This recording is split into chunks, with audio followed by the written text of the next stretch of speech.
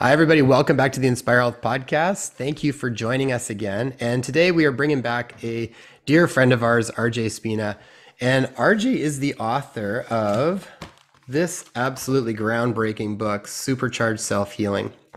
And we came across RJ's work, gosh, maybe about a year ago or so. And we read his book, and it was, I think it's literally life changing. It's probably the best book I've ever come across as far as how to really turn on your natural ability to heal. And I think what we found was when we started to read through his book, you realize that it goes well beyond self healing. And it really is a way to live our lives, I think, in so many ways and get the most out of it. So, RJ is a metaphysics teacher and I think just brilliant. We've had him on several times and we really love his take on just about anything that we're going to talk about. So we wanted to bring him on today and get his perspective on the concepts of cleansing and detoxification and what that means, particularly from a metaphysics point of view. So RJ, welcome back to the show. Thank you for having me. It's my pleasure. It's always nice to see you too. It's so wonderful chatting with you, and we've had some really amazing conversations. And I thought maybe a good place to kick off to start with would be what do we even mean when we talk about metaphysics? And I guess sort of a sequelae to that question would be what is metaphysics? And then how does it change the way that we view our health, our lives, and even our greater reality when we look through the lens of metaphysics? Oh, okay. You're starting off with tough questions, With a Jason. bang, with a bang. Okay, this is not fair. Okay. All right. So what is metaphysics? Okay. Um, from my perspective, how I experience it and practice it, metaphysics is magic. Okay, so we can demystify magic right now. Now, when I say magic, I don't mean magic with a C, like pick a card, any card, right? That's not what I'm talking about. I'm talking about magic with a CK. Okay. Now, magic with a CK, from my direct experience, is simply the accessing and utilizing of energies that exist outside of physical sensory perception. Okay. It's the simplest way I can say it. That is magic. Now, that is also metaphysics. Okay. So when we're moving past the limited five sensory perceptions and therefore the intellect, we're starting to work with metaphysics. We're starting to work with magic. And as you two know, I make no bones about it. I do magic. I like to do magic. Okay. And I think most of us actually do it. We don't even realize that we're doing it. So if you think about it too, even the energy that we use on a daily basis to think, to emote, to animate our body, do any of us actually see that energy? Right? We don't. Okay, that's energy that's outside of physical sensory perception. Now, and just in terms of, by definition, all of us are doing magic all the time. Okay, all the time. There's just simply levels to it. Like anything else, there's simply levels to it. So metaphysics to me is magic with the CK, and magic with the CK is also metaphysics. Okay, the utilization and accessing of energies that lie outside of physical sensory perception. Magic. Okay. And as you know, my book is just straight magic or straight metaphysics. Okay. Now, the second part of your question, I've already forgotten. So do you mind asking again? So when we start to become then aware of what metaphysics is, then how does that start to change the way that we look at our health and our lives and ultimately our greater reality? Because for the most part, I mean, we live things through these five senses. That's our reality. So when we start to become aware of the metaphysics, from your perspective, how did that change things for you? And how does that change things for other people? Okay, that's okay. I'm glad I asked because I forgot, and that's a great question. Okay, so how does this change things? All right, it changes things drastically, dramatically. It's a 180 from my perspective. Okay, so everything is about matter.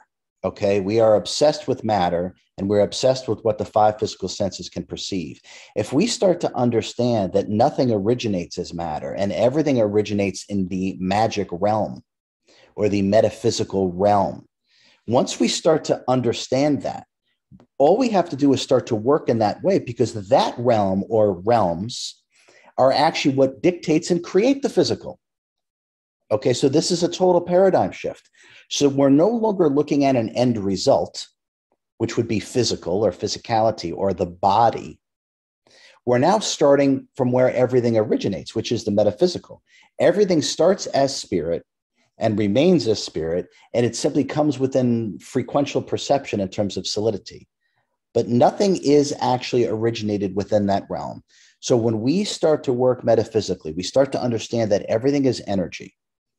Now we're working closer to the origination point or source point of everything. So if we want to enact great transformation, great change, I don't even like using the word change because change implies the residue of the past. I'm interested in transformation. So when we start working where the origination of everything is, metaphysics, higher frequency realms, that's what completely dictates what goes on within the physical realm, or what it is that our five senses perceive, and which is also part of the body. So it's a total paradigm shift, Jason, when we start to work at the source point of things instead of the end result of things. And then if we also just very simply just start to look at, in general, Western medicine just deals with the body. Hence, that's why it's so ineffective, because nothing originates there. Disharmony does not originate in the body. Everything originates in higher frequential realms, or the metaphysical realms, or the magic realms, same thing. And then eventually they become perceivable within our limited bandwidth of our five physical senses. And then it becomes tangible as our body experiences it through the five physical senses. So it changes everything. Instead of just working on the first floor, we're now working on the third, the fourth, the fifth, the sixth, the seventh. And everything on the seventh floor, I'm just using those numbers. Everything on those floors is what trickles down. And that's what manifests in terms of what we see and experience here. Everything starts in the metaphysical realm. So if we want great transformation, great change, great healing, great liberation, we must go to the source of all things, and that is metaphysics. And we should probably mention too that, excuse me, RJ did heal himself from chest down paralysis and a slew of other issues. Maybe you can even recall some of them. Yeah, I mean, what were some of the other ones that you were dealing with at the time too? I think like diabetes and hypothyroidism and. Yeah, it was a boatload of fun. It was permanent, doing air quotes, permanent chest down paralysis from sepsis that got into my spine.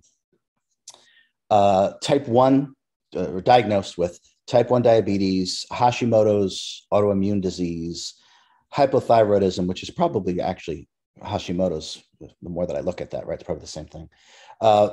Pancreatitis, thyroiditis, and something called, my favorite, something called autonomic dysreflexia.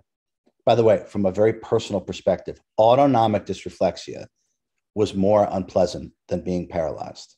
Okay, so autonomic dysreflexia affects your autonomic system. The autonomic, as you know, Jason, the autonomic system are like things that regulate your breathing, your pulse, your heart rate, your body temperature. And once you have an injury, I think it's above T6 within your spine, paraplegics, quadriplegics who have an injury above that level on their spine can experience autonomic dysreflexia. And many paraplegics and quadriplegics die of complications from autonomic dysreflexia. You can have an aneurysm, a stroke, you can go into a coma. So my breathing would stop just randomly, just in case, maybe, keep me on my toes. My breathing would just stop. My pulse would drop down. My temperature would drop. Sometimes my heart rate would literally skyrocket completely out of the blue. And it really was a very ancient yogic practice to regain control of your pulse, your heart rate, your body temperature. These are things that we normally don't have to regulate, hence autonomic. We don't have to think about these things. But when you do have to think about them, you better think about it quick, because there's no remedy for it. So that was the last of the batch of fun that went along with that injury, was autonomic dysreflexia. Yeah, I mean, it's pretty amazing to think that you were able to literally through the approach that you talk about with ascending the frequencies, be able to, I think of it like changing this template up above that then just filters down and ultimately starts to correct the physicality. So Yeah, I mean, what we want to do through metaphysics, through Magick, is go to more of the source or the source point of form and function. Okay, that's what we want to address. And that's why addressing the body doesn't work. It just doesn't work. Or it's incredibly limited. I should say that. That's more accurate to say it's incredibly limited. We want to go to the frequency level or the frequency band or the metaphysics or the Magick in terms of where form and function is actually put together. When you start to address that, the body then is automatically impelled to react to and obey what it's being directed to do. And so the simple way to look at that is that we just do this through meditation. It's that simple. You have to get out of the rational thinking mind, which is really all low frequency. Thinking is all low frequency. Figuring things out is all low frequency. There's nothing to figure out. We're here to create. We're here to create. And so when we start to work with metaphysics and Magick, when we work on these higher frequencies or deeper states of meditation, we are more at our creator level. We are experiencing and acting and behaving more akin to what we really are, an immortal creator being. We're not bound. We are not bound by just body consciousness, which is just 5 sensory perceptions in the intellect. And this is really the key in terms of our liberation, in terms of our self-healing, in terms of our self-mastery, in terms of ascension, you name it. We have to start working with more of what we are. We are our higher mind. We are our higher mind. And when we start to work in that way, all bets are off. We can do anything, unparalyzing ourselves and doing all these things. No big deal. We're just starting to act and live in a way that is more befitting of what we really are. So from that sort of perspective, from the metaphysics perspective, then when we bring in the concept of detoxification or cleansing, what do we need to detoxify from in order to be able to access these types of levels of frequency? Okay. How much time do you have, Jason? Okay. What do we need to detoxify from? Okay. Let's start with this. Okay. Most of us, and if we're not, I'll just give a brief context. Many of us are familiar with I am. Okay. There was great channeled work. Saint Germain was channeled and offered just tremendous information about the I am. They're called the I am discourses. And if anyone is not familiar with that, I can't recommend it enough. Saint Germain is an incarnation of an ascended master who knows what he's talking about when it comes to metaphysics and magic and things like that, alchemy. He's the Lord of alchemy, by the way. So the I am, okay, the I am is what we are. Okay, that's what we are. It's the only statement that is eternally true. Those two words, that's it. That's it. I am. Okay, now let's start to look at detoxification in context to what we're talking about. The only statement that is eternally true is I am. Think of all the things that we have tacked on to ourselves, our self-talk and what we say to our friends, our wife, our boyfriend, whatever. Think of all the things we've tacked on to I am. None of it's true. None of it is true. Okay. So there is a boatload of things to detoxify ourselves from. Okay. As soon as we identify with something that we are not, okay, that does not belong to you. That throws us off balance. Okay. This is what the ego mind identity is, essentially, which you guys are familiar with. I talk about in the book. I probably talk about endlessly, the ego mind identity. It's the cause of all suffering. It's the cause of all illness. The ego mind identity. All disharmony comes from disharmonious thought patterns. Period. Okay. So when we return to I am, there is no more attachments. There's no more identifications. There's actually nothing to detox from, because that's the truth. So what do we need to detox from? Everything that we have identified and associated ourselves with. And mostly that is the idea that we are human, that we are a physical being, that we are physical, that we are from here, that we belong to here, and that we are bound by the rules and laws of what is here. You're not. You're not. You're free. Your only bondage is not realizing that. So no one is going to hand that to you. So if we just work from that point, Jason, I am pure, immortal, creator awareness. Pure, immortal, creator awareness. Notice that there's no attachments to anything there, to nothing. That's the state of total detoxification and purification. So really, I guess what we can do is just keep working backwards from there. All the stories that we've told ourselves about this, that, about genetics, about hereditary traits, about beliefs, about concepts, about so-called knowledge, about experiences that we've had, thought patterns, emotional imbalances, physical disharmony or physical pleasures, all this stuff that we identify ourselves with, all of that must go. Okay. So it's almost too many things to list, but it's all of it. So that's detoxification and purification on the highest level. Now, how is this achieved? Meditation. Simple. Meditation. And I realize I'm going on, but you guys know that's what I do all the time. Okay. So meditation is what we really are. We are I am. Not the thoughts, the emotions, the body, or the experiences that come after that. The painter is not the painting. Okay, we are the I am. Now, it's the easiest thing in the world to stay this way. I understand that I can't meditate, RJ. It's too hard. It's too hard to stay centered. It's too hard. No, it isn't. No, it is not. We just haven't been taught properly. Okay, everybody who's watching, just pretend your two eyes, these two eyes, your two eyes are not connected to your brain. Can't think. Okay, this is what you really are. Pure creator awareness. You exist before there's a thought. Normalize that state. This is detoxification and purification. Normalizing that state, the truth. Normalizing the truth is how we detoxify and purify. It starts there. Then we have to detoxify from beliefs, concepts, ideologies, so-called knowledge. It's all very limited understanding, very limited understanding. Everything that we've hung our hat on as fact, as truth, right? It's all been blown out of the water eventually. Everything. Okay, don't hang your hat on anything.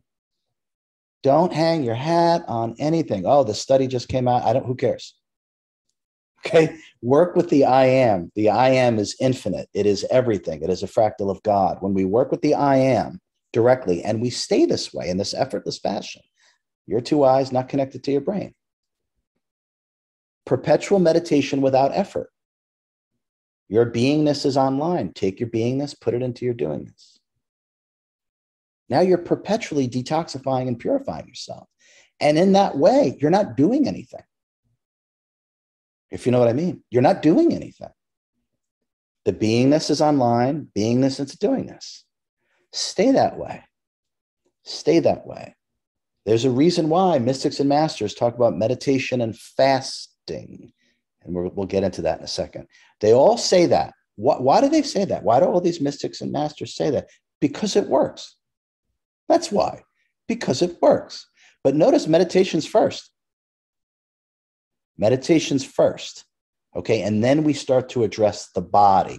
And there are certain things that we can address in terms of the body, which I'm sure we're going to get into. So RJ, can we backtrack just a little bit? We watched your recent talk with Jeff Mara last night, and it was so brilliant. So we'll actually put the link to that at the bottom of this video so people can watch that in addition, or after you guys watch this, please go back and watch that because it was a really, really amazing talk that RJ did.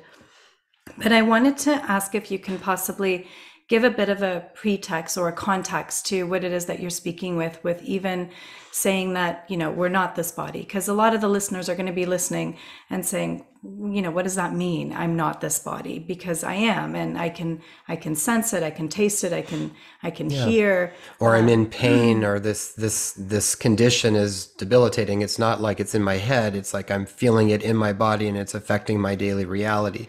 But what you're saying is that the human condition, the suit that we're currently wearing, is a transient condition. And so can you give a bit of a context for that? So how is that laid out? Can you talk a little bit maybe about the frequency and the dimensions that you spoke of? Because I feel like even for me, the more I hear you speak of it, the more I'm able to comprehend. It's because it's complete 180 from what we've known to be true. So I would love for you to expand a little bit more on that. Sure. Yeah. Okay. So the I am Okay, you can think of that as consciousness or spirit or what I call sentience, which is really divine intelligence. That's what we really are. It's a fractal of God. Okay, that's what we are. All right. Now, nothing and no one is from here, the lower frequencies of the physical universe. Where we come from, so to speak, or where we reside is in a much, much higher frequency and dimension. And we are simply projected here, right? We are an aspect or a soul projected from our higher self. Hopefully most people are familiar with higher self or Godhead or oversoul or what I call our totality, because it's everything we've been, are, and will be. So we're a small piece. Think of here's my first really ridiculous analogy, right? Okay. Think of an octopus. Okay. And I know it's my fist, but think of an octopus. And then an octopus drops down one of its tentacles to see what the water is like down here. Okay. We're the tentacle. Okay. We are the tentacle of our higher self. We are a projection. The higher self is much too big to be able to be fully incarnated into a physical reality, right? So it's interested in evolving itself. And for it to evolve itself, it has to experience all these different frequencies and dimensions. So for it to experience what it's like all the way down here, it can only project a small piece of itself, you or me. Okay. Now, in order to be able to have a full immersion experience with physical reality, we need to be housed within a physical suit. So that is the total immersion. You can even think of this as a spacesuit, okay? Because in a lot of ways it is. So this biological garment, this genetic entity is what I call it, is part of and attuned to the local environment. Now, we're not from here. We slide into the suit and we slide out. We come from a much higher frequency and a much higher dimension. So we slide into the body, we call that birth. We're going to slide out of the body, we call that death. Both are just concepts. Consciousness is eternal. To experience physical reality, tangibility, solidity, we need a full immersion experience. So we actually get to be housed temporarily within this body. So we're not this body. This is something that we wear in order to experience tangibility, solidity, to be attuned to the local environment. And anyone who does any kind of, we'll say deep meditation or knows how to astral project, they leave their body all the time. There are many people that are tangibly aware that they're not their body. I grew up that way, leaving my body I had no idea what I was doing. I would just do it. I would relax and leave my body. So I never wrestled with, I am my body. I would just wake up on the ceiling. I would be standing right next to my body. I'd wake up on the roof of my parents' house or elsewhere. So I knew exactly that I wasn't my body tangibly. None of us are. None of us are. Okay. And the proof of that, don't just take my word for it. The proof of that is that you're the awareness of your body. You know when something feels good and doesn't feel good. If you were your body, how would you be able to have that awareness of it? One cannot be the awareness and the victim of something at the same time. That is impossible. So we are always the awareness. We're the awareness of one of the things the body produces is thought. And we know we are aware of our thoughts. We're not our thoughts. When our thoughts pass, if we were our thoughts, when our thoughts pass, we would pass too. We're not our thoughts. Same with emotions. So the body produces these things. The body produces thoughts. It produces emotions. It produces bodily sensations. We are the untouched awareness of it. We are aware of everything that goes on with the body, which is proof to you that you're not the body. You are this consciousness inside of it that is aware of what's going on. Plain and simple. So there's your proof, your tangible proof that you're not your body. Now we need one. We need a suit to experience physical reality. Now what we are is this divine, high frequency, high dimension energy being having a human experience or an alien experience for that matter. It's probably a whole nother discussion. So this is a suit. Now, what we want to do to detoxify or purify ourselves is to know the truth that we are an immortal, high-frequency energy being simply having a human experience. Now, all we want to do is to keep the body as healthy as possible so it doesn't interfere with our life plan. So it doesn't interfere with our enjoyment of having the human experience. The obsession over health is an imbalance. The complete not paying any attention to your health is also an imbalance. Okay, making sure that we have a six-pack and don't have why? It's vanity, right? Just take care of your body. Your body will allow you to have the incarnation that you really want. You don't want to occupy your mind with pain sensations. That's really what it's about, by the way. We want to keep our body relatively healthy so we're not preoccupied with pain all the time. So we come from, Taya, to go back to your question, we come from a much higher frequency and a much higher dimension. We are projected here, just like an octopus dropping down a tentacle. And in order to experience physical reality, we need a suit that's attuned to and part of the environment for the full immersion experience. The body, the suit, the biological garment is part of and attuned to, and the body stays right here. And that's also how you know you're not the body. Death, near-death experiences, meditation, you know you're not your body. You can tangibly have these experiences. You can leave your body anytime. You don't have to die to leave your body. You don't, okay? But just realize that you're the awareness of it. And when you realize you're the awareness of it, you won't make such a big deal out of it. You won't make such a big deal out of every thought, every emotion, every bodily sensation, every experience. If you stop identifying with it, you won't give every one of those things such gravitas. And when you make such a big deal about them, you're weighing yourself down. You're weighing yourself down. You're identifying with what's going on. There's no way to be healthy when you do that. There's no quality of life in that either. And now we're going to have to start detoxifying and purifying ourselves. If we give all of these things so much weight, you can actually feel it when we do this. We make a big deal about this, a big deal about that. How do we feel when we do that? Doesn't feel right because it's not. It's not the truth. It's not the truth. That's why it doesn't feel right. Enjoy your body. Enjoy the experience. Don't identify with this. This is a suit that you get to enjoy and use. Keep it healthy so you can enjoy your experience here, the human experience. You take it any further than that, you start to create an imbalance. And people that are obsessed with their health, I promise you, are just as imbalanced as people who completely shun their health. Okay, two sides to the same coin, right? We want to be I am. And then just enjoy this experience. Enjoy your body, enjoy your friends, enjoy vacations, enjoy food, enjoy all of this stuff. But stay with that detached state. It'll keep you in balance. It'll keep you balanced. There won't be this overindulgence or complete negligence. Because both of those things are going to require detoxification and then purification. And this is why you speak of purification and cleansing as really important. And one of the tools to use is meditation, because it's meditation that cultivates awareness. 100%. When we start to work that way, everything is dictated, okay, by our subconscious patterned egoic mind. Believe it or not. Okay. So meditation gives you back dominion over your incarnation.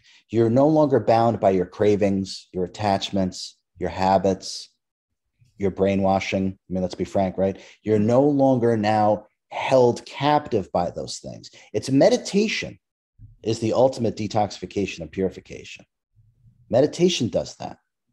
Once we become supremely aware of our motivation behind what we're doing and why, where we'll no longer be bound by it. We won't just reach for certain foods or certain people or certain situations, certain activities. We'll be aware of why we're reaching for that. And the more that you meditate, the more you detoxify and purify, those things just leave you. They literally just leave you. That's the ultimate in detoxification and purification. It always starts with awareness. The body is the last thing.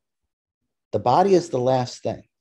If we focus on the body and just food and just drink and this and that, it's very limited. It's helpful. It's helpful. It's very limited. It's like, what was driving you in the first place? What made you want to partake of that relationship or partake of that food or partake of that adrenaline rush that you need? Or I need to get satiated I need bodily sensations. I need pleasure. What is driving that? What is driving that? That's the answer. And once you find the answer, that's the elixir. The answer is the elixir. And then you realize you don't need anything. That's detoxification and purification. And it's a slippery slope, I think, for a lot of people, because when what I often find is when people are uncomfortable in their body, when stuff's going on and they're not able to, maybe they're preoccupied by pain and discomfort and they're not able to enjoy their life very much. It does become very all-consuming for people. So it's this seems like this aspect of where then you're constantly trying to figure out, what can I do to, and it really comes down mostly to, what can I do physically to start to correct the physicality of my body? And what you're saying is that there might be aspects of that, but ultimately we really need to sort of create some detachment from the physical body first, and then see where that goes at that point, right? 100%. We have to detach non-identification or non-attachment. Okay. It's essential. There's no healing without it. There's no clarity without it. There's no wisdom without it. There's no patience or forgiveness without it. There's no love without it. Okay. It's everything. So we have to detach. We have to detach from it. This does not mean that we ignore when the body's in great pain. That's not what I'm saying. Okay. And I understand tremendous levels of pain. I've been there. I really do. I totally get it. Okay. Now, we want to start to work with the different understanding between pain and suffering. Pain is inherent in physical incarnation. Doesn't matter how wise you are, or how loving, or how pure. Doesn't matter. You got a physical body. You run into the wall. It's going to hurt. Right? Okay. Whether you're enlightened or whatever, what difference does that make? Run into the wall. You're going to hurt yourself. You'll feel pain. Okay. This is important, though. The suffering is the optional part. The suffering is the optional part. Now, suffering is the identification with what we are aware of. Let me say that again. Mm-hmm. Suffering is the identification with what we are aware of. I am, like many people, have been aware of great bodily pain. Okay? I'm the awareness of great bodily pain. The awareness is untouched by it. The body is all screwed up, for sure. Yeah. But I'm the awareness of the bodily pain, the bodily sensations. Stay with that. Everyone who's having tremendous pain right now, please listen to me. You're the awareness of the pain. The pain doesn't really touch you. The sun is untouched, no matter how bad the weather is. Rain, sleet, snow, tornado, hurricane. Does any of that touch the sun? The sun is unscathed and untouched, no matter how bad the weather. You are untouched. Your essence, your consciousness, your soul is untouched by what goes on with body-mind. That's number one. That is the truth that will give us some healthy space. Once you have space from the bodily sensation and what you are, watch what happens with pain. It just does. It just starts to calm down. You know why? You're not making a big deal about it. That's why. You're not feeding it energy. You give anything energy, it grows. Period. Right? We want something to stop, you ignore it. Don't give it any energy. It just withers and dies. So pain sensations, we must realize the truth, that we're just the awareness of it. And then, as you know, Jason, there's all sorts of magic tricks in the book about what to do in terms of pain. There's lots of things that we can do. Lots of things, even just through breathing, let alone the stuff that's in the book. Okay, so knowing the truth allows us to work with ourselves better. And if we really want to alleviate pain, you're going to have to do it with your mind and your energy. That's actually how we do it. Your mind and your energy. Even when someone gives you something for pain, it's a permission slip. It's a permission slip, and you don't need one. But start with the truth. You're the awareness of the body. You're the awareness of the pain. You're not the pain. Just that alone, watch what happens to the frequency of the pain and how you're able to manage it. when you don't identify with the sensation itself. You'll immediately start to feel better, immediately. Yeah. So much you said there, RJ, that I think is so true. I think one thing that sometimes people grapple with around the concept of detachment is I think sometimes they feel like detachment, they tie in with almost like indifference or denial, or that then they're not doing anything about it. But it's like, from my perspective of it, and I think my own knowing of it when I've done this in the past for myself is that when you do incorporate that and you start to get into that place of detachment from the sensations of the physical body, you perceive everything a little differently. So it's like, if you're only doing it one way, you can't see it differently. But if you then get into this new perspective, you legitimately see your whole situation from another perspective, and you can view things from another light. And then I find from that place that you might even then gain insights that naturally occur to you as a knowing to maybe then do something in a different way than from what you've been doing. So it's almost like until you even go there, you're then privy to new information, right? Whereas if you haven't gone there, then it's like you can't, you're still stuck in the same stuff. 100%. Let's look at this. Let's use a real life example. Okay. So if we're watching a scary movie, okay, and we're getting totally caught up in the scary movie, right? Okay. Our attention is on the screen. Okay. And your attention is energy. Where your attention goes, your energy flows. Okay. So if we're getting caught up, if we're identifying with what is happening, we're giving ourselves over to the movie, right? Okay. Now, literally metaphysically, what is happening is our energy is actually connecting with the screen itself. Okay. Because our attention is on it. So our energy is actually connected to it. Now, whatever happens on the screen, we have that experience. That's why when we watch a scary movie, if you're caught up in it, you get scared. That's why your energy is actually attached to it. Okay. Now, your energy is your power. That's what our energy is. It's our will. It's our power. So now let's start to look at the scary movie again, right? So right now we're all caught up. Our energy is attached to it, right? Okay. And that's why whatever happens, we have the experience of it. So now all of a sudden, if we detach from the movie, we don't get caught up in it, we don't identify with it, all of our energy comes back to us. And now we're not affected by what's going on the screen. We're just watching it.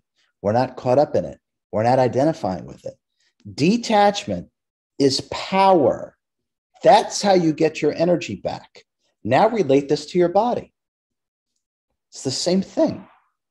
If you identify with the body and get all caught up, just like the scary movie, and you get all caught up with it, everything that happens with the body is a big deal. Oh my God, everything is a big deal now. Everything, right? You start to detach from the body, right? Now it's not as big a deal. It's not taking away all your energy, just like the horror movie was taking away all of your energy. Now you have your energy back. Now you're powerful once again. You have your energy. Now the body may still be having all these different experiences, but it isn't dominating you anymore. Now, once you have your energy back and you're not attached to it, what actually starts to happen, Jason, as you alluded to, you actually start to experience yourself, your consciousness, your sentience directly, and you're no longer just experiencing the body or just experiencing the horror movie. Our inner wisdom and our inner knowingness is now online because we're no longer attached to something. We will now intuitively know what to do in terms of just calming down, about what to do in our entire life, not just health, in our entire life. So once we detach from the horror movie that is the 21st century, once we start to detach from the horror movie and we bring our energy back to us, now what's going on just doesn't have the same effect. Just pretend it's a boring movie. It's just a boring movie. As an analogy, do the same thing with the body. It's a boring movie. Okay, there's discomfort. There's this. Okay, my body's telling me something. Okay, what should I do? Oh, okay, I'm not exercising enough. This is how we get information. If humanity does not realize this, wisdom flows on the river of intuition. And the only way to do that, the only way to experience your own intuition is to be detached so that you can then experience yourself, the higher mind, yourself directly. And now you're guided in terms of what to do. And it also greatly affects what it is that we're talking about: detoxification, pain management, purification. We have to work with the truth. Only the truth heals. Only the truth heals. Time doesn't heal anything. Time doesn't even exist. People say that because through time, they become detached from what was going on before. They get some space from it. And that's why they say time heals all wounds. No, it doesn't. Detachment does. Because then you realize the truth. Time's got nothing to do with it. Never did. It doesn't even exist. So when we start to use the silly horror movie analogy and we detach and we bring our energy back, we're not affected by it. Do the same thing with your body. Detach from identification with the body. You're empowering yourself now. You're getting your energy back. This is our power. So you start to get that back. Now you won't feel as disempowered when the body's acting up. You won't feel so defeated. You, what you really are, won't feel so defeated when the body's going through all these different pains and whatever it is. Mm-hmm. It won't rattle you. It won't defeat you. You won't give up. You'll realize that you're okay. Body's got some challenges right now. Okay, that's fine. But what I am, I'm fine. I am. The I am is fine. It's always fine. Just like the sun is always fine, no matter how bad the weather is. You're always fine, no matter what's going on with the body and mind. Once you know that, once you feel that, once you understand that, now you can start to do anything once you know what to do. And that's hopefully what this book is about. Now you know what to do. But we have to get that separation. We have to know the truth. You're not your body. Detach from it. Now, I'm just going to add to this. I realize I just rambled for a while. I apologize. So I want to add to this. There's a negative connotation to detachment or non-attachment. Maybe non-attachment sounds nicer. Okay. So there's a negative connotation to these things. It's the opposite. Detachment is power. It's power. It's empowerment. You get all your energy back. Everything we're told is backwards here. Everything. Okay. If you want to understand metaphysics, you work with the higher mind. This is how you do it. So you detach, you get your energy back. You empower yourself. Now, even though stuff is going on with the body, you have energy to do something about it. You now have energy to do something about it. And you're now in communion with your higher mind. Now you can actually start to work with yourself properly. You're not just reacting because you're identifying. That is only going to cause, we're going to need great detoxification and purification when we do that, because we're identifying and attaching ourselves to something that we're not, like the horror movie. That's why you get scared about what's happening on screen. Your energy is stuck to it. That's why you freak out when your body goes through these things. You're attached to it. You're stuck to it. You don't have to freak out. You don't have to. Detach, and now you can do something about it. Only when you're detached can you do something about it. That's super important to understand. I think what's also important to note too is that it's one thing to understand this on an intellectual level, but it's really something that needs to be experienced and known firsthand through the practices that you're proposing. RJ, what you were mentioning with regards to, the horror movie and giving your energy to it, you're right. I feel like right now, especially as so many of us are kind of observing what's going on around us, it is pretty, it's pretty horrific oftentimes to take in and to understand what's really taking place around us. And when you said, giving your energy to it, that's helped me a lot in a sense that I'm very aware of what it is I'm focusing in on and what I'm giving my energy to. And it doesn't mean that I actually look away or hide my head in the sand and not look and not be aware of what's going on around me. It's just that I rest within the awareness without getting caught with the emotions of the physical body or the intellectualizing or the thoughts that swarm in oftentimes by observing what's going on. Can you speak a little bit more about, maybe this would be a good segue into acceptance versus allowance? Oh, yeah. Okay. So, there's a massive difference, just like we just talked about, between pain and suffering. They're not the same thing. Pain is inevitable. Suffering is optional through identification. Caring and compassion is another thing I talk about. Caring is having a vested interest in a specific outcome, which is actually disempowering. Compassion is being fully present now. But yet people use caring and compassion as the same thing. They're not. They're not even close to the same thing.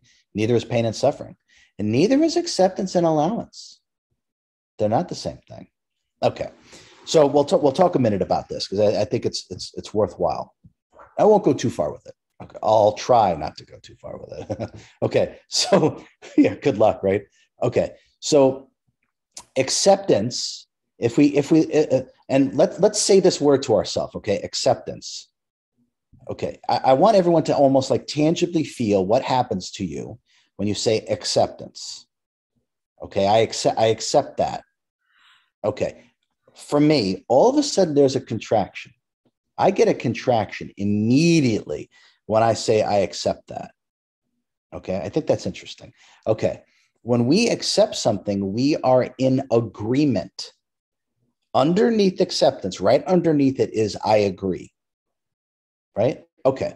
So now let's look at acceptance. So if something is just wildly discordant, whatever it is, something going on in the world culture, what passes for world culture, what something is going on, or something going on at home, or something going on with mom and dad, or husband, wife, or whatever it is, right? Something discordant to you. Okay. Spiritual buzzword is to, I accept that. I accept that. No, don't. Do not accept that. That means you're in agreement with that. You're in agreement with discordant behavior. And that means you're limiting that. That means that is the reality that you agree to. I accept it. I accept that. Shift from acceptance. And I know this is, it's a spiritual buzzword to be in acceptance. It's not metaphysically. We need to understand the words that we're using. Okay. Let's shift right now from acceptance to allowance. Say that word, allowance. What happens to your energy when you say that? Allowance. I can tell you what happens for me. Mm-hmm. Right? Acceptance. Yeah. I'm giving sound effects. Acceptance. Yeah. Allowance. Okay. Night and day. Contraction, expansion. Okay. So we want to move to a state of allowance. Now, allowance means we are able to not only perceive one reality, but we're allowing other realities to manifest themselves, other possibilities. You're not in agreement with this discordant reality. You're allowing that reality, and you're also allowing the possibilities of other realities to take place. You're also no longer limiting the perception that you have of what is going on when you're in a state of allowance. You're also giving the discordant moment the ability to transcend that, because you're allowing that. You're also allowing the other possible possibilities in terms of how someone could behave. If you're in agreement, if you're accepting, same thing, you're now agreeing with that this is just the one reality, and you've contracted your energy, and there's complicit or implicit agreement with acceptance. Wrong. We do not want to operate that way. Let's all shift, and I'll probably talk more about this. Let's all shift from acceptance to allowance. Just feel the difference. That's the proof. Feel it. Forget who cares that I said it. Feel it. Feel the difference within you between acceptance and allowance. And now start to understand why there's such a difference tangibly, metaphysically. We have to use the right words because words have power. It's a vibration that affects the ether. That's how we get meaning of words. We want to work with allowance. We want to allow the infinite possibilities to come within the field of our consciousness and not be in agreement of one single reality, because that's not how things are. That's one single perception. That's one single take on the infinite possibilities that exist within every single moment. So without me, I'll start to go on and on and on now. Okay. So, right, the difference between acceptance and allowance. Acceptance, just to sum it up, acceptance is a contraction. Not only energetically, but it's an agreement to one reality. That's just an unawakened mind. Okay. Allowance, feel that. Allowance. Expansion. Now the infinite possible possibilities can now manifest themselves and come within the screen of your consciousness. It allows what it is that you're perceiving to actually transmute and transcend. It allows you to transcend from one discordant reality when you start to work with allowance rather than acceptance. Thank you. Yeah, that was when we had that conversation before. That was a really interesting one, just to feel what it's like inside the body. It kind of felt for me a little bit like acceptance felt, and I mean, we talked about this in more detail privately, but it was around the idea that I feel like some of these concepts might have meant something at some point in time, and then sort of just got changed over time to become something that they weren't. And there's a lot of spiritual buzzwords that I think that's happened to, acceptance being one of them. And I know it can feel a lot of times like acceptance feels like it closes down and like almost like it's outside of me, outside of almost my control a little bit. Like I'm having to accept something that maybe I'm ultimately not really wanting to, or the idea of allowing brings me back more personal power. It's like, it's my choice to allow that to be as it is right now, with the concept that it can always change and there's infinite possibilities that can arise. So when I think about that personally, say from, I think like we had talked about before, where it's like, maybe I'm going to allow the idea that, maybe my dad will never be totally interested in exactly what I'm doing, for example. Like a lot of times we have stuff with our parents that we have to sort of, quote unquote, accept. When we talked about that, it was like, if I accept it, there's an aspect of feeling like I'm kind of locking that in as that's just the situation and I'm going to then be okay with it. But I'm kind of locking it as like I'm solidifying it. The feeling around allowing it in this moment to be as it is, with the option for it to change, feels like it's got so much more malleability, right? It's like it's not this locked in stone thing. So that just sits so nice, because it feels like, okay, I can allow a lot of stuff for a moment, right? Or for a period of time, or forever, as long as there's a space for it to develop into something else. Because if I'm not, then I'm never really giving it the chance to become something that maybe it could. And then I might even actually be then leaving it, exactly, not even giving it the opportunity to become something different, through my own will almost. Yeah, I mean, 100%. Acceptance is really a product of logic and linearity, and allowance is a product or an ancillary effect of metaphysics. That's without me going on and on, that might be the best way to look at that. Acceptance locks you in through logic and linearity, one reality, one thing, and I'm in agreement with it. And that's how the human mind operates, through logic. The subsets of logic and linearity are subsets of space-time. So that's why the mind works that way. So acceptance is logic and linearity. Allowance is metaphysics.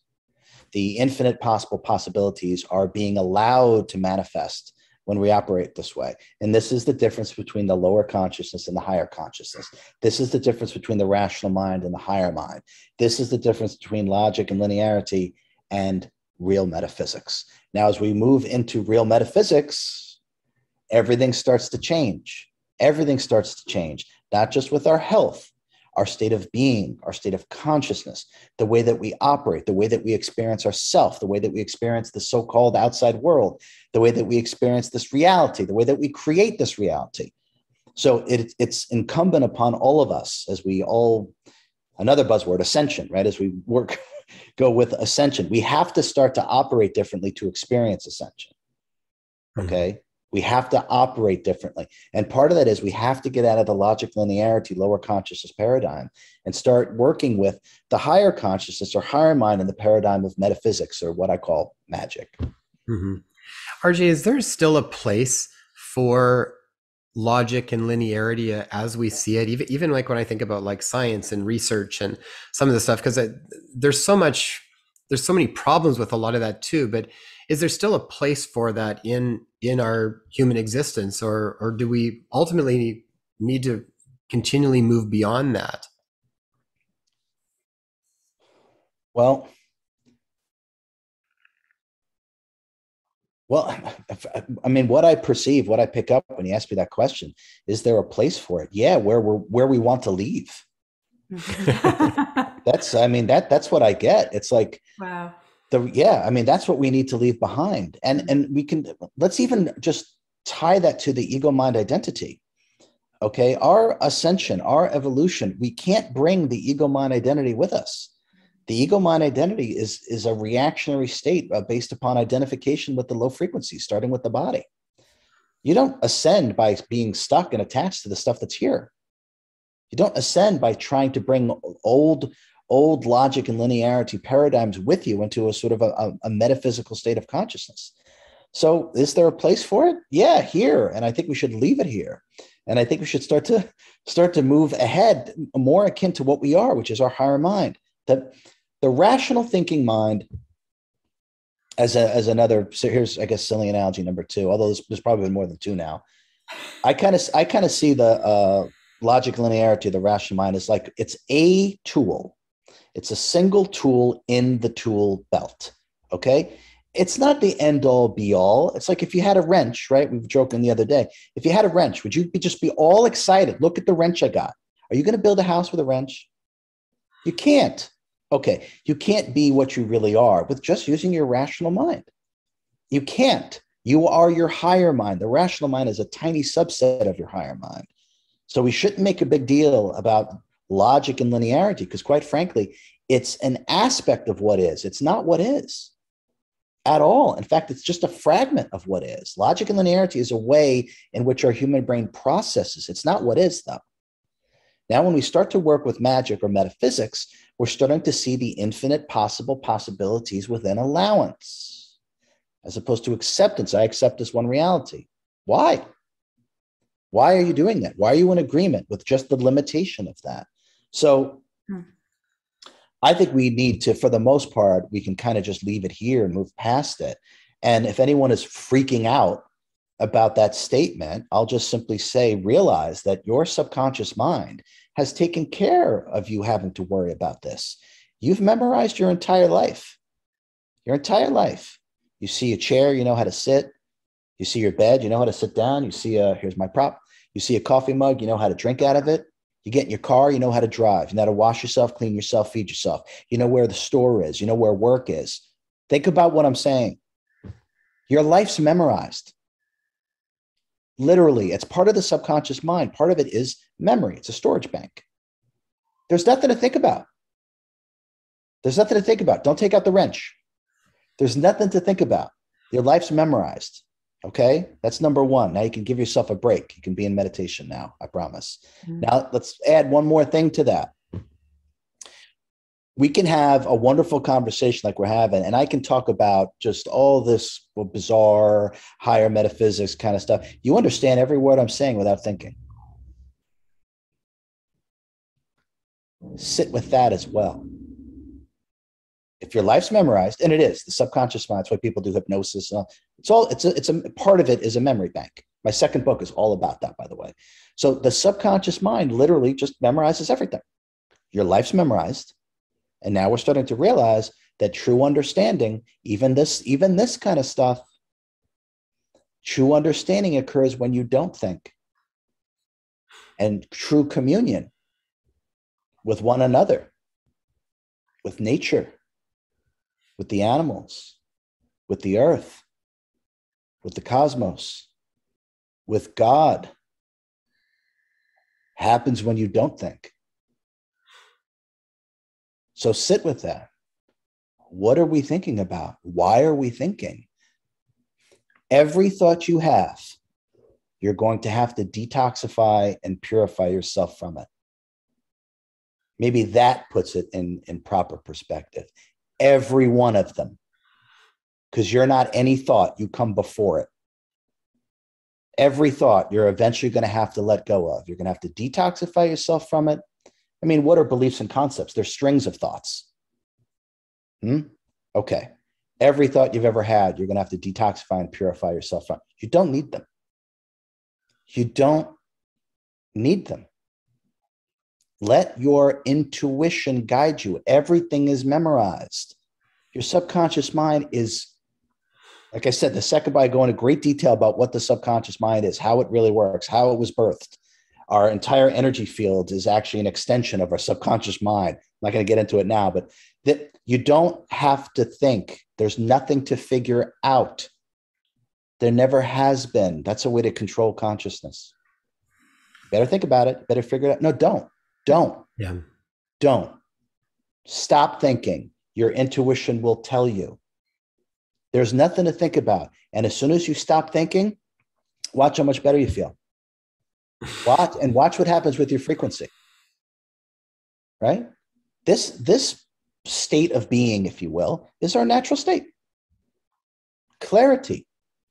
Thinking is not a natural state. It's become the default setting. Of course, no doubt about that. I wonder why that is. But thinking is become the default setting. We're going to have to detoxify and purify from all thoughts. Stay present. I am. Beingness into doingness. And have complete and utter confidence. You don't need to think. You already know. Your life's memorized. We need to enjoy ourselves and create. Create. Bring into this realm what is not here. Thinking doesn't do that. Thinking is the movement of the past. You can't infuse this realm with what's not here through thought. Okay, all right. I'll stop because I'll go on and on and on. So we simply want to normalize being present, and I want everyone to know that they don't have to think about everything. Just try it. Just try it for the next hour. Anyone who's watched, just try it. And just start off these two eyes, not connected to your brain. Okay, you're not thinking anymore. Okay, now just proceed from there. Beingness into doing. Just try it. Just try it. Then you could say RJ is out of his mind. It didn't work. Well, try it. See what happens. See how little you actually have to think about. It'll change your entire life. Just that exercise alone. Well, and it's become such a habit for people. So it's like part of it is they almost go through a bit of withdrawal when they try to not think. And I also think like this is why it's so experiential. You know, it's like we use thinking as our default because we feel like we don't trust other sources of information until we have direct experience with it and learn to kind of trust it again. We don't trust ourselves ultimately. Ultimately, right. But I think this is like through these processes where we are connecting more to the self and we are then slowing things down. You know, then you kind of realize that information is actually really beneficial information and much more insightful than what we can do through our logical linear thinking list. So I think this is partly why it's just, you need to have experience with it. People need to just practice this and put it into practice and start to connect back again to the self so that you have this tangible knowing that you can actually operate in different ways. I have a question, RJ. Just over 10 years ago, when I had attended my first Vipassana course, on the 6th or 7th day, I can't recall exactly, but I was able to see clearly. So prior to that, I was wearing eyeglasses and I needed it for driving or for seeing like the board of the lecture at the front of the class. But I put my glasses aside and I've never needed it since. So I healed my eyes through the experience of meditation. Mm-hmm. With Vipassana, it's very much in the body. You're cleansing, you're purifying the body, and that's the whole exercise. And that's what students do for the duration of the 10 days. But what you're proposing and the meditations that you're proposing is actually disconnecting from the body and coming out of the body. And one meditation you've recommended for us is actually working with connecting to the Hara line, HARA line as well. Can you speak a little bit more about your approach and the benefits of moving towards these meditations that you're suggesting at this time? Sure. Yeah. So the Hara line, or what is known as the Hara line, is the energetic cord that we come down when we're projected from our higher. Remember, octopus and tentacle. When the Hara line is the cord that our sentience and energy is projected through when we then reemerge within a body, when we're animated within a temporary physical body. So the Hara line is what connects us, what we are, our higher self, back to our higher self. Now, the reason why this is important is because we are our higher self, right? That's what we actually are. We are a supremely high frequency energy being. The body is extremely low frequency because it's attuned to the local environment. So the more that we can avail ourselves of what we really are, which is a supremely high frequency being, the more it heals and harmonizes our dysfunctional and disharmonious low frequency body and body of energy. That's the simplest way to say it, is why we want to do that. We want to commune with what we really are, and we want to bring what we really are, that level of awareness, into the human incarnation. That's really the ultimate goal. The ultimate goal of every incarnation is self-realization or enlightenment, same thing. That's the ultimate goal of every single incarnation. We've totally lost that, forgotten that, or it's been kept from us, or all three of them. Okay, all these different experiences that we have in our life plan, they are meant to jolt us awake, to remember what we really are. That's what these experiences are. When we meet the love of our life, or we have some kind of near-death experience, or we have some sort of out-of-body experience, or we meet someone where all these memories come back as soon as we meet them. The data points in our life plan are literally there to rattle us so we wake up, so we actually achieve enlightenment or self-realization. That's what they're really for. So these meditations, I got sidetracked, I apologize. So these meditations of going back up the hairline allows you to reconnect with where you come from and what you really are. That is healing, detoxification, and purification by an order of magnitude. That's how you do it, which is why this is what I as you know, this is what I teach. These are some of the things that when we do this, it's impossible to have any identifications or attachments to this or anything here, because you will tangibly know what you are. You can't delude yourself anymore after that. You can't even try. It's like once you know something, you know it. You know it. You can't say, oh, well, I'm going to unknow that. How does that work? So we want to return and experience what we are directly. And by going through the hairline, we experience extremely high frequencies that heal and harmonize everything. It's impossible to be disharmonious in that state of harmony. It's just in that state of oneness, that holistic state, that holistic understanding of yourself and your environment. So those meditations are extremely powerful, totally transformative.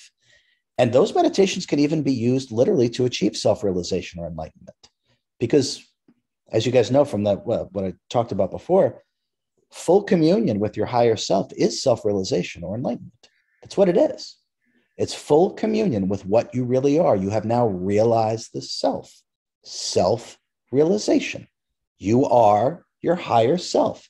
You're just a drop of it. And our higher self is just a drop of God.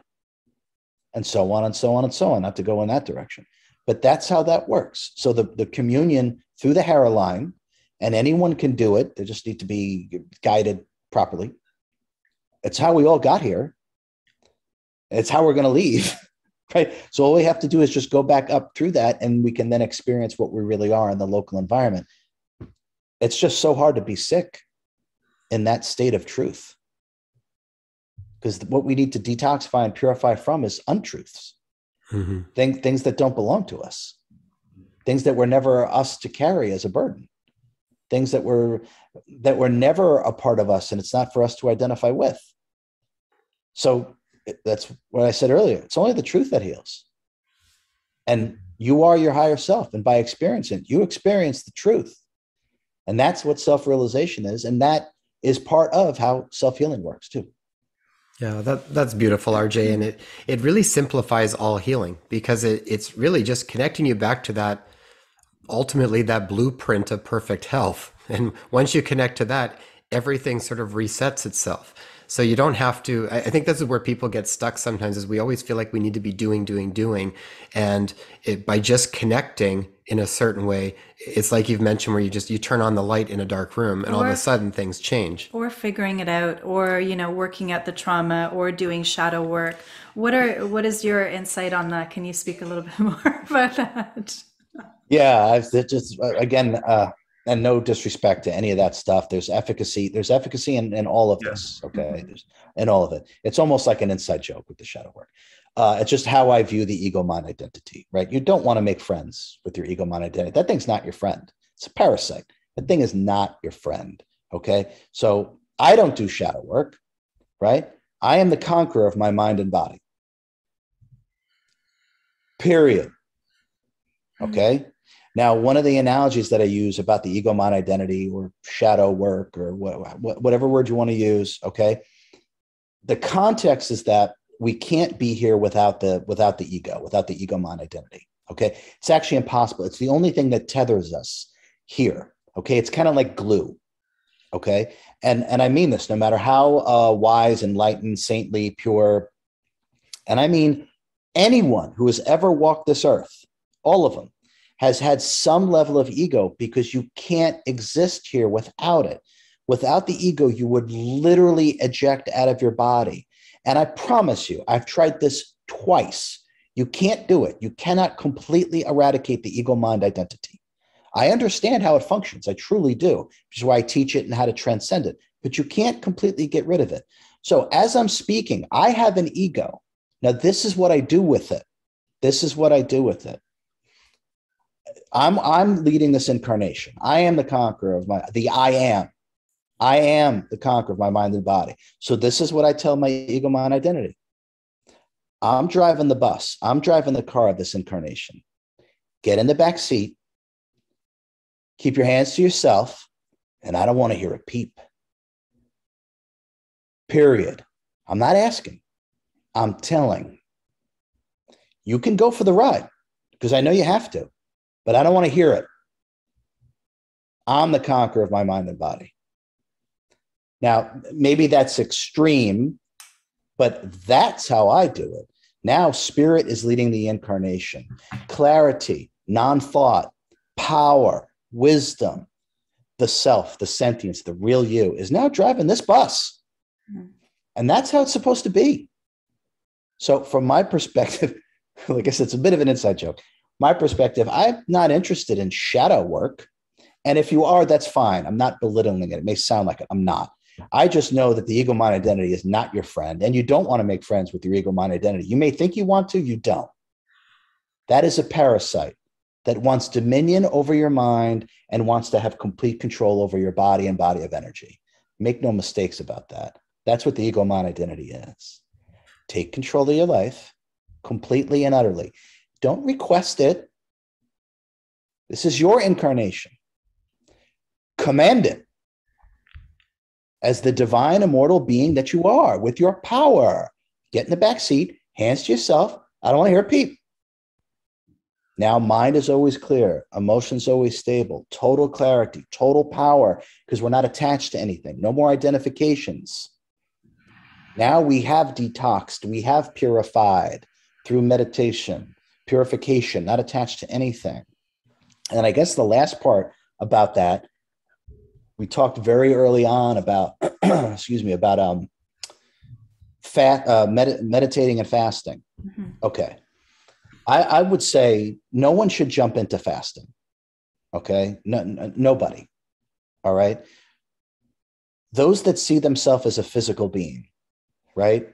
That you have to eat. Okay. Food is energy for those that see themselves as a physical being, and people that see themselves that way, that's fine. You have to eat. Okay. So anyone who sees themselves as their body and I am my body and this, that's totally okay, but don't fast. Okay. Those that have a sense of detachment from their body, it's actually a totally different brainwave, by the way. Those that are detached from their body. Okay. And you know, you're not your body, you know, you have one. Okay, maybe you haven't reached enlightenment or whatever, who cares? But you know that you're not your body. You feel that sense of separation and that you get to command your body. Okay, now we should start to work with the idea of fasting. Okay, because the body wants to self-repair and self-regulate, and we don't stop stuffing things into it, not just food, beliefs, concepts, ideologies, and experiences. We keep stuffing the body with all this kind of stuff. The body never gets a chance to run properly. It's always constantly processing something. Stop. Not only fast from food, fast from concepts, fast from beliefs, fast from disharmonious people, fast from experiences, fast from bodily sensations, pain and pleasure, fast from that too. Stop making the body work so hard. It doesn't want to. Let it self-regulate. Let it repair itself. Meditation and fasting. Just start slowly. It's very popular now. Intermittent fasting, very popular. That's a great step in the right direction. It's an absolute great step in the right direction. The body doesn't need anywhere near as much food as people think it is. At a certain level of consciousness, it needs no food. It's the chakras that take in energy. It's the chakras. For those that can see chakras, I'm not the only one. It's chakras that take in energy. Food's got nothing to do with it. It's got nothing to do with it. Okay. So once we start to detoxify through meditation from beliefs, concepts, ideologies, and attachments, the last step, notice I said last step, the last step would be to start to work with fasting, right? Start to stop just jamming things down the body that it has to process. Let it go longer and longer and longer periods of time so it can continually clean and self-repair itself. There's a whole, as you guys know, there's a whole section in the book. I did a 21-day fast. And as I was doing it, I was logging into myself, looking at myself through a higher consciousness perspective and seeing what was happening to my body after 12 hours of fasting, 24 hours of fasting, 38 hours, 36, 48, et cetera, et cetera. T cell production, growth hormone, autophagy, all these kind of things that cleanse the body.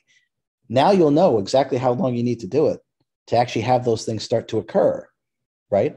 So it is tremendously helpful to fast, but start with the meditation. Because once you start with cleansing yourself from beliefs, concepts, and identifications, fasting will become very easy. Don't work the other way around. That's why it's so hard. You still have all those beliefs, concepts, ideologies, and identifications, which makes it difficult to command the body properly. And those beliefs, concepts, and ideologies are also low frequency, which keeps you as a physical being. So it makes you think that you have to eat. Okay? So we have to, everything here is backwards. So we have to work the other way around. Start with the meditation. Start with meditating. 2 eyes, not connected to your brain. There you go. No thinking. Normalize that state. Get good at that. Oh, it pays limitless dividends. Get good at that. Watch how much, once you start to get good at that, watch how much easier it is to start to incorporate fasting, because you now have dominion over your mind. That's the key. Dominion over the mind. It starts with the mind. It doesn't start with the body. It ends with the body. Start with the mind. Once you got that locked in to a certain degree, to a certain level, start playing with the fasting. And fasting is not just not eating. Stop partaking of disharmonious activities, disharmonious people, disharmonious experiences. Stop watching the news, talk about disharmonious. Stop watching all that stuff, right? Don't talk to your buddies where everything they talk about is negative about what's wrong with the world. And it's, oh, wait till you hear what's going to happen. And this and that. Yeah, stop with that. Okay. Once you have a feeling, you know what's going on, detach from it. Okay. Once you feel informed, or whatever word you want to use, stop. You got it. You know, leave it alone now. Okay. Constantly researching about, oh, this, wait till you hear about this. So, yeah, I get it. I get it. But now that you know, stop. Stop connecting with that low frequency. It's harmful. It's harmful. Okay. Meditation, start with the mind. Watch how much easier it is to start to fast. Fast from beliefs, fast from concepts, fast from ideologies, fast from identifications. You will have such a much easier time fasting from food when you start that way. Don't start, oh, I'm just not going to eat for 2 days or 3 days. Don't. You're setting yourself up to fail. Your mind's not really ready for that either. It really isn't. The cravings and I'm going to break down, I feel sick. It's the mind. We think it's the body. No, it isn't. This thing, the body follows the mind. The body follows the mind. Conquer this. You won't believe what you can do with your body by conquering this. So that's the meditation and fasting. And like I said, every authentic teacher, mystic, master, whatever you want to call them, they all talk about that. Now we understand the metaphysics behind it. That's why, right? None of that belongs to you. You don't need it. You don't need beliefs, and you need very little food. Very little. On and on, because it's your chakras are taking in energy. perpetually, always. That's our form and function, is through the chakra system based upon our energetic templates. That's how that works. So we start to work with the metaphysics, the metaphysical understandings, the magic of this kind of stuff. Self-healing and self-liberation will be put back where it belongs, in our hands, and our ability to do it based upon our determination and our will. Your discipline is your destiny. Your discipline is your destiny. Follow it. Now that you have proper teachings, proper metaphysical protocols, not just from me, there's plenty of people here that understand some of these things. Your discipline is your destiny. Do it. Do it. Strengthening your will and softening your heart is the whole point. That's beautiful. RJ. RJ, how I'm picturing it is, even as you're describing the purification process through meditation and through fasting, what happens coming from that place of being purified is that once you do engage with the world and parts of it that just are no longer in congruence with who you are, once you have purified, you're no longer willing to give yourself over. You're no longer willing to invest. You're no longer even wanting to give any focus to anything that is discongruent or not aligned with that you've become. And as a result of that, those things will just fall away from you, fall away from your family, from your community, Your reality. On the money. I have nothing to add to that. On the money, Tay, that's exactly what happens. 100%. You're now untouched. This stuff doesn't phase you. It doesn't have you. It doesn't have control of you. And if it doesn't have you and doesn't have control of you, it's just going to wither and die. Because who the hell's going to listen to it anymore?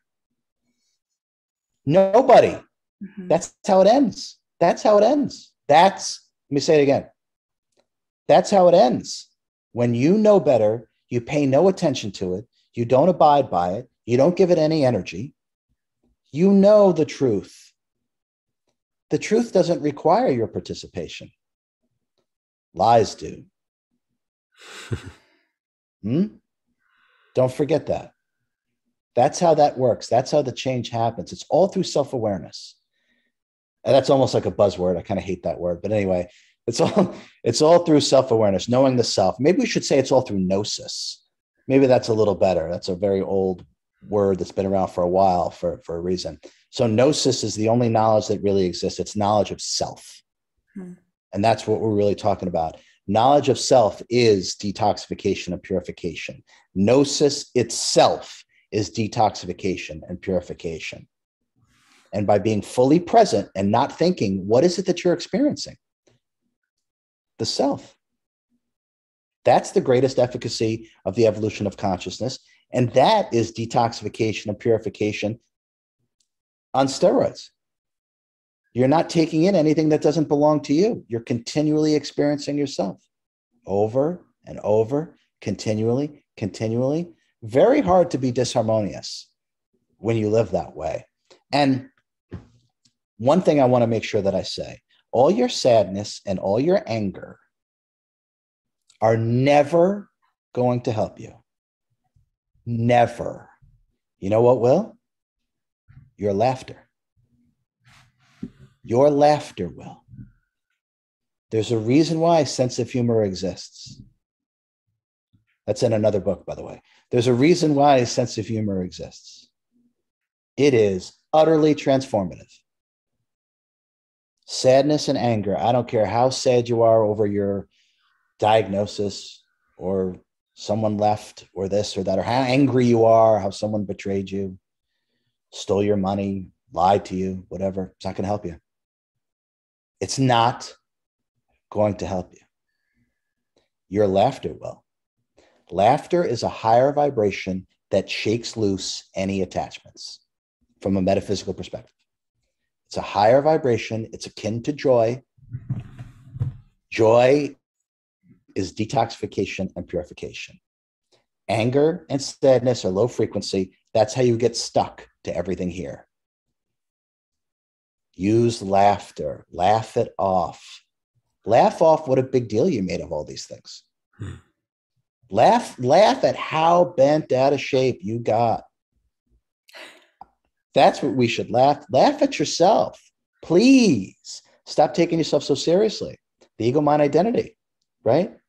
All your sadness, all your anger will never serve you. What did Buddha say? Anger is like picking up a red hot rock to throw at somebody, right? The only person you burnt, right? Well, Buddha knew what he was talking, still does. Buddha knew what he was talking about, right? Laughter.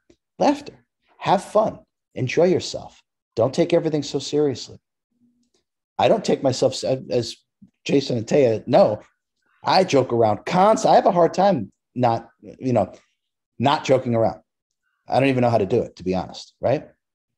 It's so important to be able to laugh, find the humor in everything. By the way, everything is quite funny. I promise. How serious we take everything. What a big deal, every thought and emotion. Not really. It really isn't, right? Enjoy your laughter. Enjoy. It's joy. Laughter is joy. It's healing. It's high frequency. That's part of detoxification and purification is laughter. Watch a funny movie. You're not feeling well, you feel sick or whatever. Watch a funny movie or a funny TV show or talk to your friend who's got a great sense of humor, whatever it is. It's so cathartic and restorative and cleansing in ways that I don't think we really utilize enough. Literally, humor is a gift from God. Literally. Absolutely powerful medicine. RJ, if it's okay, I'm just going to quickly read the dedication page from your book because I found it really moving. Dedicated to everyone, everywhere who is suffering, and to those who compassionately care for all of those who cannot care for themselves. Also to all the souls who have so courageously endeavored to have the human experience. I dedicate it to the masters who test their divine perfection, iron will, and cosmic consciousness in their efforts to free and lead humanity. And above all else, it is dedicated to the one spirit that moves through all of existence. May this book serve its highest purpose, the victory of the light. I am your holy brother, RJ. RJ, other than this amazing book that we've been gifting to our friends and lending to our friends, which is so much more than just physical healing, can you tell us what else you have on the go? Because there's lots on your website. There's the self-mastery program course coming up that Jay and I are gonna take as well. But what else do you have? There's so much that you're offering. Yes. Thank you for reading that dedication.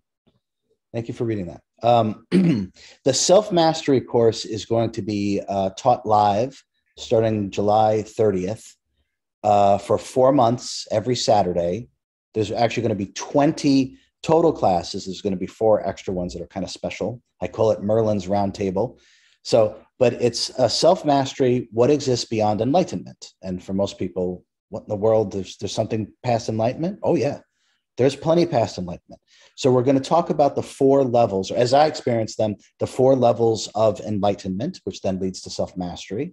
We're going to be talking about the 12 tenets of self-mastery. Now, we can think of this as what to do and why. Okay, so our frame of reference is maybe like the 10 Commandments. We know what not to do. Most of us at this point know what not to do. Many of us want to truly understand, well, what should we do to live to our highest potential and why? Like, why should we do that? Well, I'm going to share from my bizarre perspective what those 12 things actually are, how to do them, how to apply them. And I call those the 12 tenets of self-mastery. So we're going to be discussing those, learning how to do those. The 4 levels of self-realization, which I just mentioned. And then there's something called the 12 eternal truths. 12 is a theme here, by the way. The 12 eternal truths. Now, I kind of describe these as they're not contextual. So in other words, these 12 eternal truths are eternally true. They're like the spine of your existence itself. And you want to put these 12 eternal truths in your back pocket and have them forever. Because once you merge yourself with them, it becomes gnosis. It's no longer something you memorized. So we want to merge our consciousness with the 12 eternal truths, the 12 tenets of self-mastery, and to understand sort of a larger scope of what even exists beyond enlightenment as we start to delve into the realm of self-mastery. So this will be taught live July 30th. And you buy the course. When you buy the course, you're going to have the app. After every session or class, that session, the recording of it and the materials get downloaded right into the app. So it's then on your phone. So you can review it, watch it, do it again, participate in it. You have it 24/7 forever. And so after each week, that's what happens. It gets downloaded into your phone. I cannot recommend that course enough because it's things that are literally, they're not taught here. They're literally not taught here. So if you're so inclined and it resonates with you, participate. It'll be completely and utterly life altering. And it's fun. It's live. It's live. So, I mean, it's really great. And the energetic transmission alone is tangible that you will be able to experience as we go over these things. That starts the end of July. You can register now. There's even a payment plan too. The Supercharged Self-Healing mobile app and online course is also available on the website. And same thing, you'll have the whole thing on your phone. I think at this point, there's 40 hours of video on there, all the higher consciousness metaphysics. I walk everybody through everything, 3D modeling. There's so much cool stuff in there. Mm-hmm. It's a great way to learn about you. You can watch it with your kids. You can do it with your family. So that's on there. There's another course called Master Your Mental Health, because that's the real pandemic that's happening right here. It's a mental health crisis. Make no mistake about that. That's what's really happening here. So that course, Master Your Mental Health, will explain metaphysically what anxiety and depression really is, how it works, and why it's occurring. So now you're really going to know. And you're also going to be given, we'll call them exercises or protocols. They're meditations. You're going to be giving exercises and protocols about how to transcend, how to stop anxiety and depression and start putting yourself back in proper alignment. And it is nowhere near as difficult as people may think it is. Okay. It has to do with the looped program, the way that energy is going and what that energy is accumulating over and over and over again. And that's why people are trapped through anxiety and depression. Master Your Mental Health will give you a completely different insight and a totally different set of tools to work with for that. And there's one more. Deprogram your subconscious mind. Yes, thank you. Right. So I think it's called Meet the Real You, How to Deprogram Your Subconscious Mind. And that's kind of a sneak peek into what my next book is going to be. It's not the full book, because the full book is hundreds and hundreds and hundreds of, well, it's about 200 pages, not hundreds and hundreds of pages. It feels like hundreds and hundreds of pages. But the Deprogram Your Subconscious Mind is really life altering, because we're stuck in a pattern. And the reason why we can't change it is because our conscious mind doesn't have access to our subconscious. So there's just some very easy understandings, an exercise, if you will, that gives your conscious mind access to your subconscious programming. So now you're no longer bound by the same result that you keep getting in your life, whether it's relationships or business or your state of being. We literally learn how to deprogram the subconscious mind. And it's nowhere near as maybe difficult as people would think. It's direct and to the point, it's actionable, and it's effective. And that's also on the website.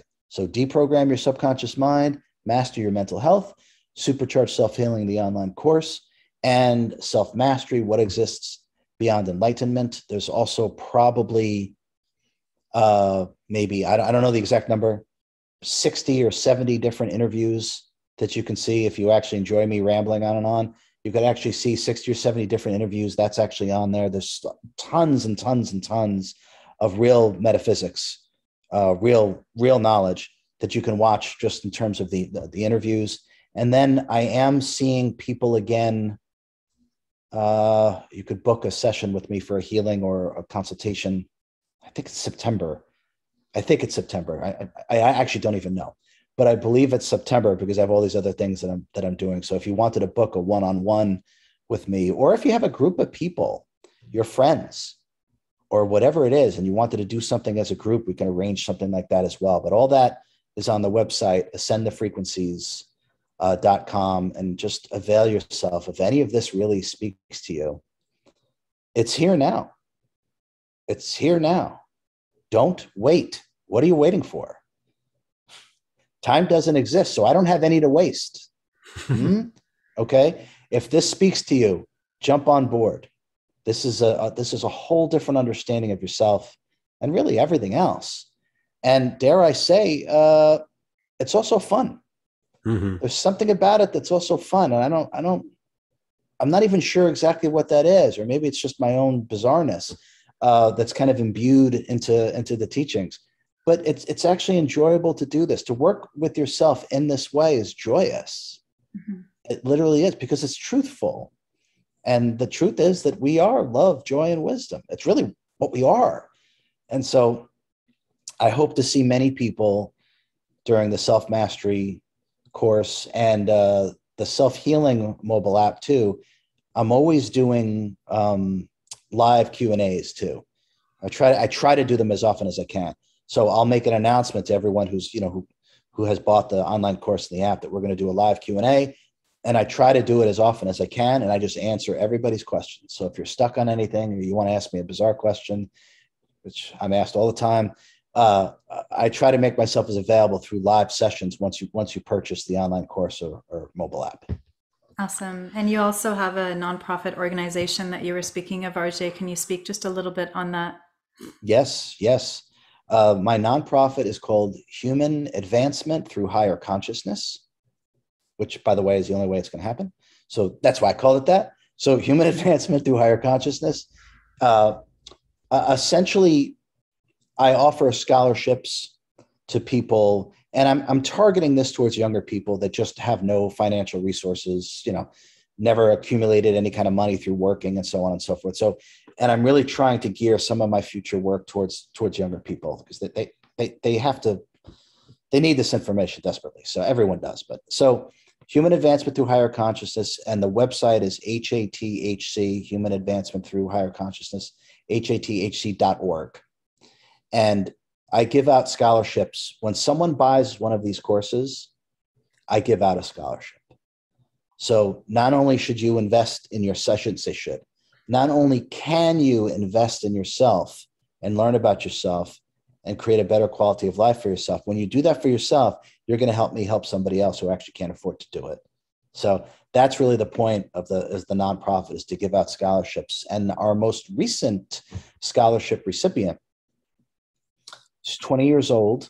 He was in a car accident and permanently paralyzed, air quotes, permanently paralyzed from pretty much, not from the chest, from the waist down. And about 3 weeks, or maybe it's 4 weeks now, 4 weeks ago, he sent me a video of him lifting his leg, which I believe I shared with you too, by the way. So, okay, when we start to work with ourselves with this way, all bets are off. We have to stop with the old paradigm. The old paradigm has nothing to do with metaphysics or how things really work. This is the introduction to this. This is the wisdom that transcends knowledge. So the nonprofit allows me to just give out scholarships every time someone buys a course. So help yourself and help me help others. Yeah, I think that's why this work is fun, because it's sort of stepping into this. It's stepping into this playfulness that I feel like, I know for myself, I think I've always felt that there's just this next layer of stuff. Like there's got to be more. And I think a lot of people have this feeling like there's got to be more just in their life, but even what they're capable of. I think this is why we get drawn so much to, things that is around like magic and superheroes and this kind of work. I mean, I know I always have, because I'm sure there's an aspect of myself that believes that there's that ability within ourselves in some capacity. So I think that's why this becomes so much fun, because you're starting to play with that stuff, right? And then you start to see where you can actually incorporate into your life and make it tangible. So it definitely feels like food for the soul. That's what it feels like. Yeah, we're working more and more with the truth when we work with metaphysics. We're leaving behind the limitations of the five physical senses and the intellect, which only has access to a very, very narrow bandwidth. And also it's a reduction and contraction of our consciousness, because we identify with the body and reduce ourselves to body consciousness. We're not the body. And so then the higher mind, the imagination of God, is now just, it's never accessed anymore. And that's what we really are. So when we start to work in this way, it is joyous, it is fun. And we're tapping into more of what we are, our potential. which we all feel inside of ourselves, all of us. Many of us feel we can heal ourselves. Many of us feel that we can reach these exalted states of consciousness. You know why? Because you can, and because you've done it before. That's why. That's the reason. And so this is really the reintroduction of these things. Dare I say, none of this is new. You know, I probably shouldn't say that, right? But none of this is new. It just isn't. Maybe the easiest way to say it is I just remember some of this. That's all. I just remember some of these metaphysics. I remember what it's like to access these things, to operate this way, to live this way. I just simply remember. All of us are this. All of us are this. This is a remembering. That's why most of what I say, people are just like, yes. Why is that? Because you already know. You already know. I'm just making you remember. That's all, just as I had to. I had to remember. When I woke up from emergency surgery, I literally remembered how self-healing works. Literally. It came back to me like I literally started telling everybody, this is what I'm going to do. This is how you do it. Literally. Mm-hmm. So this is a remembering of what we really are. Avail yourself of what you really are. Enjoy yourself. This is the point of being here, to know yourself and all your infinite potential. And the only way to do that is through metaphysics. You can't do that through your rational thinking, logic, and linear mind. That's not what you are.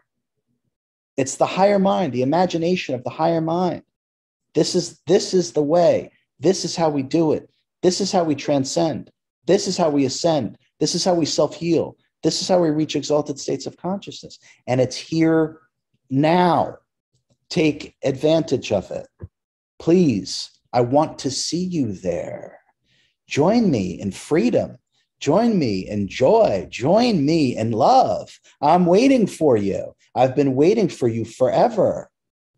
It's time. It's your time. Let's do it together like we've done it before. Let's do it again now.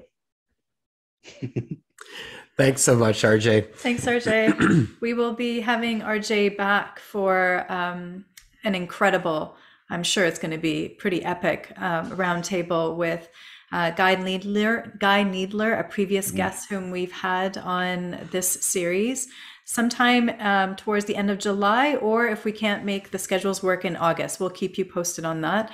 Otherwise, if you need to direct your questions directly to RJ, you can at rj@ascendthefrequencies.com. Correct. Oddly enough, that is my email, rj@ascendthefrequencies.com. And you can also just go to the website, ascendthefrequencies.com, and there's a contact form there. I prefer an email, but you can just put it into the contact form and I'll eventually get that. But if you do have questions, I try to answer every sincere question. I'm certainly not going to sit here and say I answer every question. I don't have the bandwidth to do it. But sincere questions catch my attention, and I'll do my best to answer. Wonderful. And as usual, we'll put all those links in the show notes so you guys can click on it from there. And maybe we'll see you guys at the Self-Mastery course. Thank you so RJ, much, everyone, thanks so much for tuning in. RJ, always a delight. Thank you for your time. Likewise. Thank you for having me. It's my pleasure.